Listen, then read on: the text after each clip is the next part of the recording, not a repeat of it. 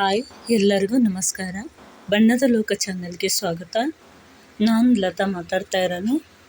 ಇವತ್ತು ನಿನ್ನೆ KCET ಎಕ್ಸಾಮಂದು ನಮ್ಮ ಮಗನ ಬರ್ಸೋಕೆ ಹೋಗಿದ್ದೆ.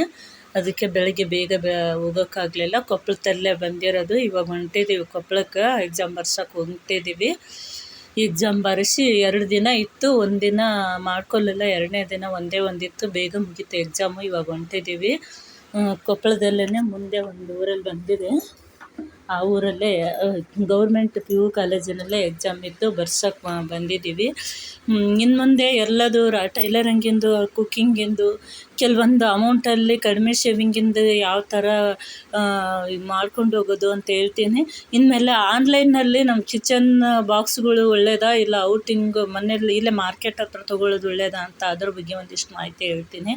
ಯಾಕಂದರೆ ನಾನು ಕೆಲವೊಂದು ಏನಾದರೂ ವಸ್ತು ತೊಗೊಂಡಾಗ ಆನ್ಲೈನಲ್ಲೂ ನಮ್ಮ ಹತ್ರದಲ್ಲಿರೋ ಅಂಗಡಿಗೂ ಮಾರ್ಕೆಟಿಗೂ ಎಲ್ಲದನ್ನು ಲೆಕ್ಕ ಹಾಕಿ ಯಾವುದ್ರಲ್ಲಿ ಅಮೌಂಟ್ ಸೇವ್ ಆಗುತ್ತಂತ ನೋಡಿ ತೊಗೊಳ್ಳೋಳು ನಾನು. ಇವಾಗ ಬನ್ನಿ ಅದ್ರ ಬಗ್ಗೆ ನಾಳೆ ಹೇಳ್ತೀನಿ. ಇವತ್ತು ಈ ವಿಡಿಯೋದಲ್ಲಾದರೆ ಹೇಳ್ತೀನಿ. ಇನ್ನು ದಯವಿಟ್ಟು ಎಲ್ಲರೂ ಈ ಚಾನಲ್ಗೆ ಸಬ್ಸ್ಕ್ರೈಬ್ ಮಾಡಿ. ಇವಾಗ ಬಂದಿದ್ದೀವಿ ಕಾಲೇಜಿಗೆ. ಒಳಗಡೆ ನಮ್ಮ ಮಗ ಬರೆಯೋಕೆ ಹೋಗಿದ್ದಾನೆ. KCET ಬರೆಯೋಕೆ ಹೋಗಿದ್ದಾನೆ. ಇವಾಗ ನಾವು ಹೊರ್ಗಡೆನೇ ಕೂತಿದ್ದೀವಿ. ಒಳಗಡೆ ಎಲ್ಲ ಅಲೋ ಇಲ್ಲ. ಇಲ್ಲೇ ಔಟಿಂಗ್ಗೆ ಕೂತ್ಕೊಂಡಿದ್ದೀವಿ. ನಮ್ಮೂರಿಂದ 60 ಕಿಲೋಮೀಟ್ರ್ ಆಗುತ್ತೆ ಇದು ಕೊಪ್ಪಳ. ನಾವು ಕುಷ್ಟಗಿ ಹತ್ರ ಹಳ್ಳಿ. ಇಲ್ಲಿ ಬಂದಿದ್ದರು ಬಳ್ಳಾರಿಯಿಂದ ಕಾಲೇಜಿಂದು ಅವೆಲ್ಲ ಪ್ಯಾಂಪ್ಲೆಟ್ ಕೊಡೋಕೆ ಬಂದಿದ್ದರು. ಇಂಜಿನಿಯರಿಂಗ್ ಕಾಲೇಜ್ ಬಗ್ಗೆ. ನಾವು ಅಲ್ಲೇ ಕೂತ್ಕೊಂಡಿದ್ವಿ. ಎಕ್ಸಾಮ್ ಮುಗಿಸಿ ಬರೋವರೆಗೂ ಎಷ್ಟೊಂದು ಬಿಸಿಲಿಟ್ಟು ಕೂತ್ಕೊಳ್ಳೋಕ್ಕೂ ಜಾಗ ಇದ್ದಿಲ್ಲ. ಎಷ್ಟೊಂದು ಅಲ್ಲೇ ಹತ್ರದಲ್ಲಿ ಅಂಬಾದೇವಿ ಗುಡಿ ಇತ್ತು. ಆ ಗುಡಿಗೆ ಹೋಗಿ ಬಂದು ಸ್ವಲ್ಪ ಹೊತ್ತು ಕೂತು ಬಂದಿದ್ದೀವಿ. ಇವಾಗ ನಿನ್ನೆ ವೀಡಿಯೋದಲ್ಲಿ ತುಂಬ ಕೆಲವೊಂದು ಟಿಪ್ಸ್ ಹೇಳಿದ್ದೀನಿ. ಇವತ್ತಿನ ವೀಡಿಯೋದಲ್ಲಿ ಮನೇಲಿ ಏನು ವೀಡಿಯೋ ಮಾಡ್ಕೊಳಕ್ಕಾಗಲಿಲ್ಲ. ಔಟಿಂಗ್ ಬಂದಿದ್ವಿ ಎಕ್ಸಾಮ್ಗೆ. ಎಕ್ಸಾಮ್ ಮುಗಿಸ್ಕೊಂಡು ಮನೆಗೆ ಎಷ್ಟೊತ್ತಿಗೆ ಹೋಗ್ತೀವೋ ಗೊತ್ತಿಲ್ಲ. ಎಲ್ಲರೂ ಇಲ್ಲೆಲ್ಲ ಅವ್ರವ್ರ ತಾಯಂದಿರು, ಪೇರೆಂಟ್ಸು ತುಂಬ ಜನ ಬಂದಿದ್ದಾರೆ ಮಕ್ಕಳು ಬರ್ಸೋಕ್ಕೆ. ಇವಾಗ ಬರೆಯೋದಾಯಿತು. ಒಳ್ಳೆ ಊರಿಗೆ ಹೊರಟಿದ್ದೀವಿ. ಹೋಗ್ಬೇಕಾದ್ರೆ ವೀಡಿಯೋ ಮಾಡ್ಕೊತಿದ್ದೆ. ನಮ್ಮ ಹುಡುಗ ಸ್ವಲ್ಪ ಕ್ಯಾಮ್ರಾ, ಫೋಟೋ ಎಲ್ಲ ಸ್ವಲ್ಪ ಮುಜುಗರ ಪಡ್ತಾನೆ. ಹಂಗಾಗಿ ಅವನು ಇಸ್ಕೊತಾ ಇದ್ದ, ಬೇಡ ಬಿಡು ಮಾಡೋದು ಅಂತ. ನಾವು ಸ್ವಲ್ಪ ಈ ಕಡೆ ಕೊಪ್ಪಳದ್ದು ಏರಿಯಾ ನಿಮಗೂ ಗೊತ್ತಾಗಲಿ ಹೆಂಗಿದೆ ಏನು ಅಂತ. ತುಂಬಾ ಇಂಪ್ರೂವ್ಮೆಂಟ್ ಆಗಿದೆ. ಇಲ್ಲೂ ನಮ್ಮ ಕಡೆಯೂ ಎಲ್ಲ ಬೆಂಗಳೂರು ಥರನೇ ಇಂಪ್ರೂವ್ಮೆಂಟ್ ಆಗಿದೆ. ಆದರೆ ಸ್ವಲ್ಪ ಹಚ್ಕೊತಾರೆ. ಇಲ್ಲಿ ಏನಾದರೂ ಎಲ್ಲಾದರೂ ಯಾರಾದರೂ ಏನಾದ್ರು ಕೇಳಿದ್ರೆ ಅಡ್ರೆಸ್ ಹೇಳೋದ್ರಿಂದ ಹಿಡ್ದು ಎಲ್ಲದರಿಂದ ಹಚ್ಕೊತಾರೆ. ಇವಾಗ ಬಂದ್ವಿ. ನೈಟ್ ಎಲ್ಲ ಸಾಕಾಗೋಗಿತ್ತು. 2 ದಿನ ಬಟ್ಟೆ ಅದೆಲ್ಲ ಕ್ಲೀನ್ ಮಾಡಿ ಮಲ್ಕೊಂಡಿದ್ದೆ. ಅಥವಾ ಬೆಳಗ್ಗೆ ರೊಟ್ಟಿ ಮಾಡ್ತಾಯಿದ್ದೇನೆ, ಜೋಳದ ರೊಟ್ಟಿ. ತೆಳ್ಳಗೇನು ಮಾಡಲ್ಲ ನಾನು, ದಪ್ಪ ಮಾಡಿಬಿಡ್ತೀನಿ. ತೆಳ್ಳನ ರೊಟ್ಟಿ ಒಂದು ರೊಟ್ಟಿ ತಿನ್ನೋದಕ್ಕೆ ಸಾಕಾಗೋಗ್ಬಿಡುತ್ತೆ. ಅದಕ್ಕೆ ಸ್ವಲ್ಪ ಹಿಟ್ಟು ಜಾಸ್ತಿ ತೊಗೊಂಡು ಜೋಳದ ಹಿಟ್ಟು ದಪ್ಪ ರೊಟ್ಟಿ ಮಾಡಿಬಿಡ್ತೀವಿ.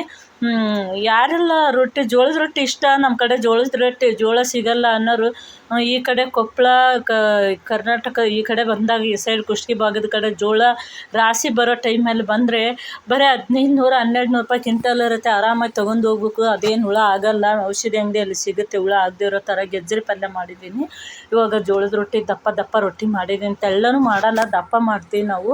2 ರೊಟ್ಟಿ ಆಗೋದು, 3 ರೊಟ್ಟಿ ಆಗೋದು, ಒಂದೇ ಒಂದು ರೊಟ್ಟಿ ಮಾಡಿಬಿಡ್ತೀವಿ. ಚಿಕ್ಕದು ಮೆತ್ತಗೆ ಬೇಯಿಸಿ ತಿಂದ್ಬಿಡ್ತೀವಿ. ತುಂಬಾ ಚೆನ್ನಾಗಿರುತ್ತೆ ರೊಟ್ಟಿ ಪಲ್ಯ. ನಾನು ನಾಷ್ಟ ಕಡಿಮೆ, ಜೋಳದ ರೊಟ್ಟಿ ಪಲ್ಯನೇ ಜಾಸ್ತಿ ಮಾಡಿಲ್ಲ. ನಾನು, ನಮ್ಮ ಮನೆಯವರು, ನಮ್ಮ ಮಗ ಮೂವರೇ ಇರೋದು. ನಮ್ಮ ಮಗಳು ನಮ್ಮ ತಂಗಿ ಹತ್ರ ಇರ್ತಾಳೆ. ಆಯ್ತು, ಇವಾಗ ರೊಟ್ಟಿ ಪಲ್ಯ ಅಷ್ಟ ಮಾಡಿಬಿಟ್ಟು ನಿನ್ನೆ 1-2 ಮದುವೆ ಬ್ಲೌಸ್ ಹೊರಕ್ಕೆ ಹಾಕ್ತಾಯಿದ್ದೀನಿ. ಹಾಕ್ಬೇಕು ಇವಾಗೆಲ್ಲ. ನಾನು ಊಟ ಮಾಡಿ ಬೆಳಗ್ಗೆ ಸ್ನಾನ ಮಾಡಿ ಪೂಜೆ ಮಾಡಿ ಅಡುಗೆ ಮಾಡಿಬಿಡ್ತೀನಿ. ನಮ್ಮ ಮನೆಯಲ್ಲಿ 2 ಗಂಡು ಮಕ್ಳು ಊಟ ಮಾಡ್ತಾರೆ. ಅವ್ರ ಉಂಡಿಂದ ನಾನು ಊಟ ಮಾಡಿಬಿಡ್ತೀನಿ. ಇವಾಗ ರೊಟ್ಟಿ ಮಾಡೋದಾಯಿತು. ಇದೊಂದು ರೊಟ್ಟಿ ಆದರೆ ಇಷ್ಟು ರೊಟ್ಟಿ ಆಗಿದೆ ನೋಡಿ. ಇಷ್ಟು ಸ್ವಲ್ಪ ಪೂರ ದಪ್ಪನೂ ಇಲ್ಲ, ತೆಳ್ಳಗೂ ಇಲ್ಲ, ಈ ಥರ ಇದೆ. ಉಂಡ್ರೆ ಹೋಳ್ಗೆ ತಿನ್ನೋಂಗಾಗುತ್ತೆ, ಅಷ್ಟೊಂದು ಮೆತ್ತಗಿದೆ. ಜಿಗೆ ಹಾಕಿ ಜಿಗೆಯಲ್ಲೇ ಮಾಡ್ಕೊಂಡಿರ್ತೀನಿ. 2-3 ರೊಟ್ಟಿ ಪಲ್ಯ ಮೊಸರು ಹಚ್ಕೊಂಡು ತಿಂದರೆ ಸಂಜೆವರೆಗೂ ಹಸಿವೆ ಆಗೋಲ್ಲ. ಜಾಸ್ತಿ ನಾವು ತರಿಸಿರ್ತೀವಿ. ಅವಲಕ್ಕಿ, ಉಪ್ಪಿಟ್ಟು ರವೆ, ಮಂಡಾಳು ಅವೆಲ್ಲ ತರಿಸಿರ್ತೀವಿ. ತಿನ್ನೋದಿಲ್ಲ ಜಾಸ್ತಿ ನಾವು. ಕಾಯಿ ಪಲ್ಯ ಇಲ್ಲೇ ಮನೆ ಹತ್ರನೇ ಬರುತ್ತೆ. ನಾವು ಊರಾಗ ಸಂತೆ ನಮ್ಮೂರಲ್ಲೇ ಆಗುತ್ತೆ, ಆದರೆ ಹೋಗೋದಿಲ್ಲ. ನಮ್ಮ ಮನೆ ಹತ್ರನೇ ಇದ್ದದ್ದು ತೊಗೊಂಬಂದ್ಬಿಡ್ತೀನಿ. ನೋಡಿ ಮಾವಿನಕಾಯಿ ಈ ಥರ ಅಂದರೆ ಇದು ವಾಟೆ ಮೇಲದು ಒಂದು ಸ್ವಲ್ಪ ಬಿಳ್ಕೊಂಡಿರುತ್ತಲ್ಲ, ಮಿಕ್ಕಿತ್ತು ಅದನ್ನು ತೆಗೆದು ಹಾಕಿರೋದು. ತುಂಬಾ ಟೇಸ್ಟಾಗಿದೆ. ಉಪ್ಪು, ಖಾರ, ಮಸಾಲೆ, ಬೆಲ್ಲ ಎಲ್ಲ ಚೆನ್ನಾಗಾಗಿದೆ. ಇನ್ನೂ ಸ್ವಲ್ಪ ಇದೆ, ಹಾಕ್ತೀನಿ. ಅದನ್ನ ಹಾಕ್ಬೇಕಾದ್ರೆ ವೀಡಿಯೋ ಮಾಡ್ಕೊತೀನಿ. ನನಗೊಬ್ಬಕ್ಕಿಗೆ ವೀಡಿಯೋ ಮಾಡಿಕೊಂಡು ಕಟ್ ಮಾಡೋಕ್ಕಾಗಲ್ಲ. ನೋಡೋಣ, ಯಾರಾದರೂ ಹೆಲ್ಪ್ ಮಾಡೋರಿದ್ದರೆ ಮಾಡಿ ಹಾಕ್ತೀನಿ. ಎಲ್ರಿಗೂ ಈ ವಿಡಿಯೋ ಇಷ್ಟ ಆಗಿದ್ದರೆ ಲೈಕ್ ಮಾಡಿ, ಕಮೆಂಟ್ ಮಾಡಿ. ಇನ್ನೂ ಹೆಚ್ಚು ಹೆಚ್ಚು ವಿಡಿಯೋ ಬಿಡೋಕ್ಕೆ ನನಗೆ ಏನೆಲ್ಲ ಗೊತ್ತು ಈ ವಿಡಿಯೋದಲ್ಲೇ ಮುಗಿಸ್ತೀನಿ. ಥ್ಯಾಂಕ್ ಯು, ಧನ್ಯವಾದ.